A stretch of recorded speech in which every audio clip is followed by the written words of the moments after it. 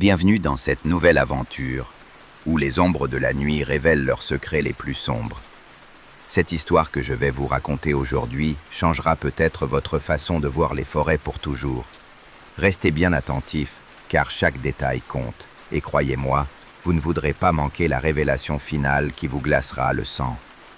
Thomas Beaumont était un homme de 42 ans qui travaillait comme garde forestier dans la région des Vosges depuis plus de 15 années. Il connaissait chaque sentier, chaque arbre, chaque recoin de cette vaste étendue boisée qui s'étendait sur des milliers d'hectares. Sa cabane de fonction se trouvait au cœur même de la forêt, à plusieurs kilomètres du premier village accessible par une route goudronnée. Cette isolation ne l'avait jamais dérangé, au contraire, il trouvait une paix profonde dans le silence des bois et le chant des oiseaux. Mais cette tranquillité allait bientôt se transformer en un cauchemar qu'il n'oublierait jamais. L'histoire commence un mardi soir du mois d'octobre, quand les feuilles avaient pris leurs couleurs automnales et tapissaient le sol d'un manteau doré. Thomas venait de terminer sa ronde habituelle et s'apprêtait à rentrer dans sa cabane pour préparer son dîner. Le soleil déclinait rapidement derrière les cimes des arbres, projetant des ombres longues et inquiétantes sur le chemin forestier. C'est alors qu'il entendit pour la première fois ce bruit étrange qui allait hanter ses nuits pendant des semaines. Un son grave et prolongé, comme un gémissement qui semblait provenir des profondeurs même de la terre. Au début, Thomas pensa qu'il s'agissait peut-être d'un animal blessé, un cerf ou un sanglier qui aurait pu se prendre dans un piège de braconnier. Il décida donc de suivre le son pour porter secours à la créature en détresse. Armé de sa lampe torche et de sa trousse de premier secours, il s'enfonça dans les sous-bois en direction du bruit mystérieux. Plus il avançait, plus le gémissement semblait s'intensifier, résonnant entre les troncs d'arbres comme un écho déformé. Les branches craquaient sous ses pas, et la pénombre grandissante rendait sa progression de plus en plus difficile. Après une vingtaine de minutes de marche, Thomas arriva dans une clairière qu'il n'avait jamais remarquée auparavant. Au centre de cet espace dégagé se dressait un cercle de pierres anciennes, couvertes de mousse et gravées de symboles étranges. Le gémissement semblait maintenant provenir directement de ce cercle mystérieux. Thomas s'approcha prudemment, dirigeant sa lampe torche vers les pierres gravées. Les symboles étaient d'une facture ancienne, rappelant les runes celtiques qu'il avait vues dans des livres d'histoire. Soudain, le bruit s'arrêta net, plongeant la forêt dans un silence absolu. Même les insectes nocturnes semblaient avoir cessé leur concert habituel. Cette absence totale de son était plus terrifiante que le gémissement lui-même. Thomas sentit un frisson parcourir son échine et décida qu'il était temps de rentrer. Mais quand il voulut faire demi-tour, il s'aperçut avec horreur qu'il ne reconnaissait plus le chemin par lequel il était arrivé. Tous les sentiers se ressemblaient dans l'obscurité, et sa lampe torche commençait à faiblir. Il essaya de retrouver ses traces de pas, mais le sol de la forêt était trop dur et couvert de feuilles mortes. La panique commençait à s'emparer de lui quand il entendit un nouveau bruit. Cette fois, ce n'était plus un gémissement, mais plutôt comme des pas qui se rapprochaient lentement. Des pas lourds et irréguliers, comme si quelque chose de massif se déplaçait entre les arbres. Thomas éteignit sa lampe torche et se cacha derrière un gros chêne, retenant sa respiration.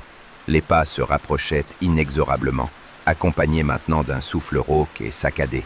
Dans le clair de lune qui filtrait entre les branches, Thomas aperçut une silhouette immense qui se dirigeait vers la clairière. La créature mesurait au moins 3 mètres de hauteur et marchait sur 2 jambes, mais sa démarche n'avait rien d'humain. Son corps était recouvert d'une fourrure sombre et ses bras pendaient jusqu'au sol comme ceux d'un grand singe. Mais ce qui terrifia le plus Thomas, ce furent ses yeux qui brillaient d'une lueur rouge dans l'obscurité. La créature s'arrêta au centre du cercle de pierre et leva sa tête vers le ciel nocturne. Elle poussa alors un hurlement si puissant que les oiseaux s'envolèrent de tous les arbres environnants. Thomas plaqua ses mains sur ses oreilles pour se protéger de ce cri déchirant qui semblait résonner dans tout son corps. Puis, aussi soudainement qu'elle était apparue, la créature disparut dans les ténèbres de la forêt. Thomas attendit de longues minutes avant d'oser bouger, puis il alluma sa lampe torche et courut dans la direction opposée. Il fallut qu'il marche pendant plus de 2 heures avant de retrouver un sentier familier qui le ramena vers sa cabane. Une fois en sécurité, il verrouilla soigneusement sa porte et toutes ses fenêtres avant de s'effondrer dans son fauteuil. Il était maintenant près de minuit et Thomas était épuisé. Mais il savait qu'il ne pourrait pas dormir. Il prépara un café fort et s'installa près de sa fenêtre pour surveiller la lisière de la forêt. Toute la nuit, il guetta le moindre mouvement suspect entre les arbres. Mais rien ne vint troubler le calme apparent. Au petit matin, Thomas se dit qu'il avait peut-être été victime d'une hallucination causée par la fatigue et le stress. Après tout, il travaillait beaucoup ces derniers temps et dormait mal à cause des braconniers qui sévissaient dans la région. Il décida donc de ne parler de cette expérience à personne et de continuer son travail comme si rien ne s'était passé. Mais les jours suivants, d'autres incidents étranges commencèrent à se produire dans la forêt. Des randonneurs rapportèrent avoir entendu des hurlements terrifiants pendant leurs excursions diurnes. Plusieurs campeurs furent retrouvés dans un état de choc, incapables d'expliquer ce qui leur était arrivé. Leurs tentes étaient lacérées et leurs affaires éparpillées, comme après le passage d'un animal enragé. Thomas commença à recevoir de plus en plus de rapports concernant ces incidents mystérieux. Les autorités locales lui demandaient d'enquêter, mais il ne savait pas par où commencer. Il retourna plusieurs fois dans la clairière aux pierres, mais ne trouva aucune trace de la créature qu'il avait vue. Cependant, il remarqua que les animaux de la forêt semblaient éviter cette zone. Aucun oiseau ne chantait dans les arbres environnants. Aucun écureuil ne grimpait au tronc. Même les insectes paraissaient fuir cet endroit maudit. Thomas décida de faire des recherches sur l'histoire de cette clairière dans les archives de la région. Il découvrit que cet endroit était mentionné dans plusieurs légendes locales remontant au Moyen Âge. Les habitants de l'époque parlaient d'un « démon des bois » qui terrorisait les voyageurs imprudents. Selon ces récits, la créature était le gardien d'un ancien sanctuaire païen, dédié à des divinités oubliées. Les pierres gravées seraient les restes de ce temple ancestral, et quiconque osait les profaner subissait la colère du démon. Thomas apprit également que plusieurs disparitions mystérieuses avaient eu lieu dans cette forêt au cours des siècles. Des bûcherons, des chasseurs, des cueilleurs de champignons qui étaient partis dans les bois et n'étaient jamais revenus. Leurs corps n'avaient jamais été retrouvés, malgré les nombreuses battues organisées par les autorités. Ces découvertes ne firent qu'accroître l'angoisse de Thomas, qui commençait à regretter d'avoir accepté ce poste isolé. Mais sa situation financière ne lui permettait pas de démissionner, et il devait continuer à assurer la surveillance de la forêt. Il prit cependant quelques précautions supplémentaires, évitant de sortir après le coucher du soleil et emportant toujours un fusil lors de ses rondes. Un soir de la fin octobre, Thomas était en train de dîner quand il entendit des coups frapper à sa porte. Il regarda par la fenêtre, mais ne vit personne sur le seuil de sa cabane. Les coups reprirent, plus insistants cette fois, résonnant dans le silence de la nuit. Thomas prit son fusil et s'approcha prudemment de la porte sans l'ouvrir. « Qui peut bien venir ici à cette heure ?» demanda-t-il d'une voix forte. Seul le silence lui répondit. Puis il entendit le bruit de pas qui s'éloignaient lentement. Il attendit plusieurs minutes avant d'entrouvrir la porte et de jeter un coup d'œil à l'extérieur. Personne en vue, mais sur le sol devant sa cabane, il découvrit des empreintes de pas gigantesques. Ces traces mesuraient au moins 40 cm de long et s'enfonçaient. Elles menaient directement vers la forêt, disparaissant entre les premiers arbres. Thomas referma rapidement la porte et poussa tous les verrous. Il passa le reste de la nuit assis dans son fauteuil, le fusil sur les genoux, guettant le moindre bruit suspect. Au matin, il examina de nouveau les empreintes à la lumière du jour. Elles étaient encore plus impressionnantes qu'il ne l'avait pensé, avec des griffes marquées dans la terre. Thomas prit des photos et des moulages de ces traces avant qu'elles ne s'effacent avec la pluie. Il envoya ces preuves à un ami biologiste qui travaillait au Muséum d'histoire naturelle. La réponse qu'il reçut quelques jours plus tard ne fit qu'accroître son inquiétude. Son ami lui écrivit que ces empreintes ne correspondaient à aucune espèce animale connue dans la région. Elles présentaient des caractéristiques à la fois humaines et animales, mais d'une taille totalement anormale. Le biologiste suggérait qu'il pourrait s'agir d'un canular ou d'une supercherie, mais Thomas savait bien que ce n'était pas le cas. Il avait vu de ses propres yeux la créature qui avait laissé ses traces. Les semaines suivantes, les incidents se multiplièrent dans la forêt. Plusieurs voitures furent retrouvées abandonnées sur les routes forestières, leurs occupants ayant disparu sans laisser de traces. Les gendarmes intensifièrent leur patrouille, mais ils ne trouvèrent aucun indice sur le sort des disparus. Thomas était de plus en plus sollicité pour accompagner les équipes de recherche, mais il refusait systématiquement de s'aventurer dans la forêt après la tombée de la nuit. Il prétextait des problèmes de santé ou des obligations administratives pour éviter ses missions nocturnes. Un jour, le maire du village le plus proche vint lui rendre visite pour discuter de la situation. « Monsieur Beaumont, lui dit-il, les habitants commencent à avoir peur de venir dans la forêt. Le tourisme de la région en souffre, et nous devons absolument trouver une explication à tous ces événements étranges. » Thomas ne savait que répondre sans passer pour un fou. Il ne pouvait tout de même pas raconter au maire qu'il avait vu un démon de 3 mètres de haut dans les bois. Il promit de redoubler de vigilance et d'intensifier ses patrouilles diurnes.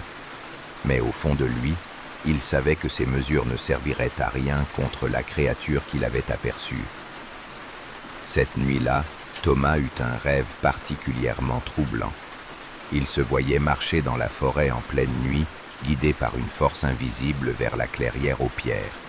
Arrivé sur place, il découvrait que le cercle était entouré de dizaines de personnes immobiles. En s'approchant, il réalisait avec horreur que c'étaient tous les disparus des dernières semaines. Ils étaient debout, les yeux vifs. Cette dernière le regardait fixement et lui parlait dans une langue qu'il ne comprenait pas. Pourtant, le sens de ses paroles était clair dans son esprit. Il devait rejoindre les autres et servir le gardien de la forêt. Thomas se réveilla en sursaut, trempé de sueur et le cœur battant. Il était 4 heures du matin et le silence de la forêt lui semblait plus oppressant que jamais. Il se leva pour se préparer un café et tenter de chasser les images de son cauchemar. Mais quand il regarda par la fenêtre de sa cuisine, il faillit laisser tomber sa tasse. Dans la clairière qui s'étendait devant sa cabane, il y avait des dizaines de silhouettes immobiles. Des hommes, des femmes, des enfants, tous debout dans l'herbe, parfaitement statiques. Thomas cligna des yeux, pensant qu'il était encore en train de rêver, mais quand il rouvrit les paupières, les silhouettes étaient toujours là. Il courut chercher ses jumelles et scruta attentivement la clairière. Ce qu'il vit le glaça d'épouvante. C'étaient bien des personnes, mais leur visage était d'une pâleur cadavérique. Leurs yeux étaient complètement blancs et ils fixaient tous sa cabane d'un regard vide. Thomas reconnut parmi eux plusieurs des disparus récents, notamment un couple de randonneurs allemands qui avait été signalé manquant la semaine précédente. Il voulut appeler les gendarmes, mais son téléphone n'avait plus de réseau. La ligne fixe de sa cabane était également coupée. Il était complètement isolé avec ces créatures qui semblaient monter la garde autour de sa maison. Thomas vérifia que toutes ses portes et fenêtres étaient bien verrouillées, puis il s'arma de son fusil.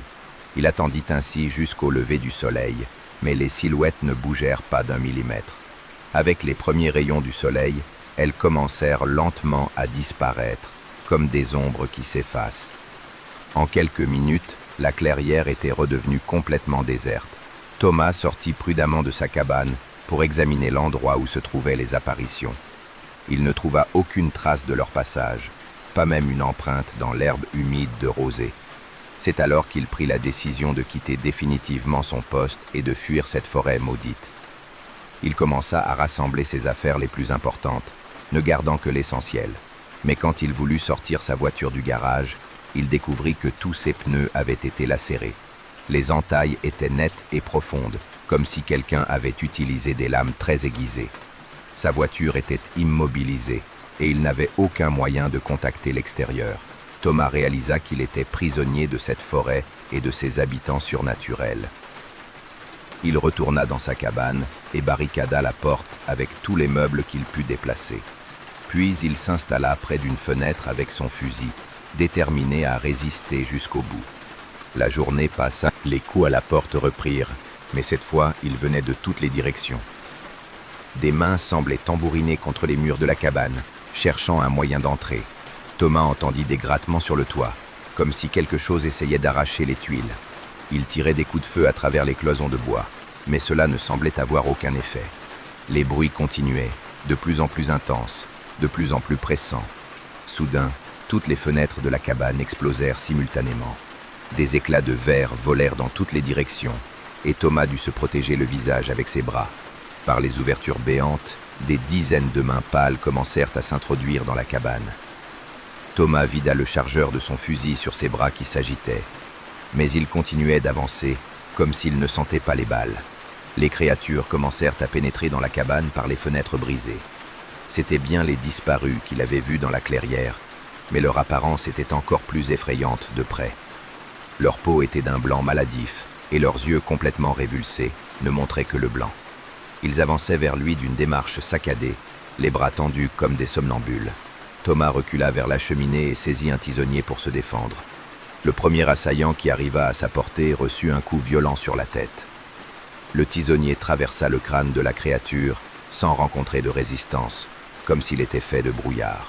Pourtant, elle continuait d'avancer, imperturbable. Thomas comprit qu'il ne pourrait pas lutter contre ces êtres avec des armes conventionnelles. Il se dirigea vers la porte arrière de sa cabane, celle qui donnait directement sur la forêt.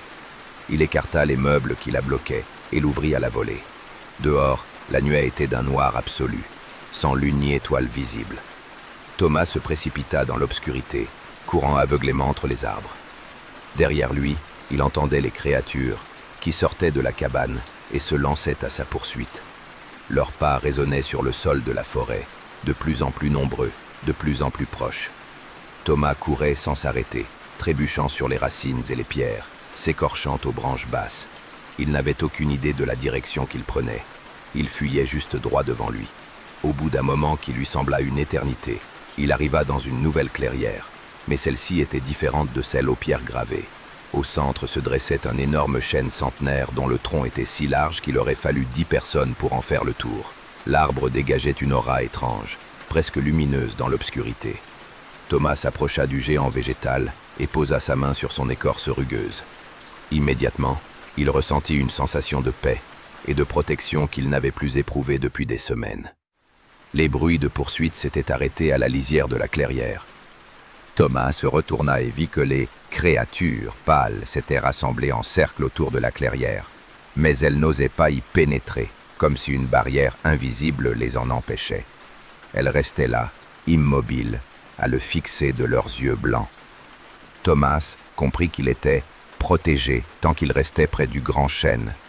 Il s'adossa contre le tronc et attendit, observant ses poursuivants qui montaient une garde silencieuse. Les heures passèrent lentement et Thomas commençait à somnoler malgré la situation. C'est alors qu'il entendit une voix qui semblait venir de l'arbre lui-même. « N'aie pas peur, disait la voix, je suis le véritable gardien de cette forêt. » Thomas sursauta et regarda autour de lui, mais il n'y avait personne d'autre dans la clairière. La voix reprit, plus claire cette fois. « Celui que tu as vu n'est qu'un usurpateur, un démon qui s'est installé dans les ruines du vieux temple. Il corrompte les âmes des morts et des vivants pour augmenter son pouvoir. » Thomas n'en croyait pas ses oreilles. « Qui êtes-vous » demanda-t-il à voix basse. « Je suis l'esprit de cette forêt, celui qui la protège depuis des millénaires. Mais mes forces s'amenuisent face à ce démon qui gagne en puissance. Il me faut un allié parmi les vivants pour l'arrêter définitivement. » Thomas réalisa que c'était pour cette raison qu'il avait été guidé vers cette clairière. « Que dois-je faire » demanda-t-il. « Tu dois détruire le cercle de pierre qui sert d'ancrage aux démons dans notre monde. Mais attention, il ne se laissera pas faire facilement. » L'esprit de l'arbre lui expliqua qu'il devait retourner à la clairière maudite avant l'aube. C'est le moment où les pouvoirs du démon sont les plus faibles. Il devrait renverser chacune des pierres gravées et les briser avec un objet en fer. Le fer était l'un des rares matériaux capables d'affecter les créatures surnaturelles. Thomas repensa au tisonnier qu'il avait laissé dans sa cabane. Il devrait donc retourner le chercher avant de se rendre à la clairière aux pierres. L'esprit de l'arbre lui donna sa bénédiction et une protection temporaire contre les créatures du démon. Thomas quitta la clairière protégée et se dirigea vers sa cabane abandonnée. Les créatures pâles ne le suivirent pas cette fois, comme si elles avaient reçu un autre ordre. Il trouva sa cabane dans un état lamentable, avec tous les meubles renversés et les affaires éparpillées. Mais le tisonnier était toujours près de la cheminée, intact. Thomas le saisit fermement et se dirigea vers la clairière aux pierres. Le chemin lui sembla plus court cette fois, comme si la forêt elle-même le guidait. Quand il arriva en vue du cercle, il vit que la créature démoniaque était là, immobile au centre. Elle semblait dormir, ou plutôt méditer, puisée dans les énergies sombres du lieu. Thomas s'approcha silencieux. Elle était plus lourde qu'il ne l'avait imaginé, mais il parvint à la faire basculer. Le bruit de sa chute résonna dans la clairière, et la créature ouvrit ses yeux rouges. Elle poussa un rugissement de colère en voyant Thomas s'attaquer à son sanctuaire. Mais elle ne put pas bouger immédiatement, comme si elle était encore engourdie. Thomas profita de ce répit pour renverser une deuxième pierre, puis une troisième. À chaque pierre qui tombait, la créature semblait perdre de sa substance. Elle devenait plus transparente, moins menaçante. Mais elle commençait aussi à récupérer ses forces et se dirigeait vers lui d'un pas lourd. Thomas courut vers la quatrième pierre et la poussa de toutes ses forces. La créature arriva à sa hauteur au moment où il soulevait le tisonnier pour frapper. Elle essaya de le saisir avec ses griffes, mais sa main traversa le corps de Thomas sans le toucher. La protection de l'esprit de l'arbre fonctionnait encore. Thomas abattit le tisonnier sur la pierre gravée qui se fendit en deux. Un éclair de lumière verte jaillit de la fissure, et la créature hurla de douleur. Il restait encore 3 pierres à détruire, mais Thomas sentait que la protection commençait à faiblir. Les griffes de la créature effleuraient maintenant sa peau sans la percer. Il se précipita vers la 5e pierre et la fit tomber d'un coup d'épaule. La créature était maintenant presque transparente, mais elle devenait aussi plus rapide et plus désespérée. Thomas brisa la 5e pierre avec son tisonnier et courut vers la 6e. Mais cette fois, la créature fut plus rapide que lui. Ses griffes se plantèrent dans le dos de Thomas, déchirant sa chemise et sa peau. La douleur était atroce, mais Thomas parvint à s'échapper et à faire tomber la 6e pierre. Il ne restait plus qu'une pierre, la plus grande, celle qui se trouvait au centre du cercle. Mais la créature se dressa devant lui, immense et terrifiante, malgré sa transparence. Thomas savait qu'il n'aurait droit qu'à une seule tentative. S'il échouait, il finirait comme tous les autres disparus de la forêt. Il prit son élan et chargea vers la dernière pierre, le tisonnier levé au-dessus de sa tête. La créature se jeta sur lui au même moment, toute griffe dehors. Le choc fut terrible. Thomas sentit les griffes lui lacérer la poitrine et les bras. Mais son élan l'emporta jusqu'à la pierre centrale, qu'il frappa de toutes ses forces. Le tisonnier se brisa sous l'impact, mais la pierre explosa en 1000 morceaux. Une lumière aveuglante emplit la clairière, et la créature poussa un dernier hurlement. Puis tout redevint silencieux. Thomas était allongé sur le sol, blessé. Tous les disparus furent retrouvés dans les jours suivants.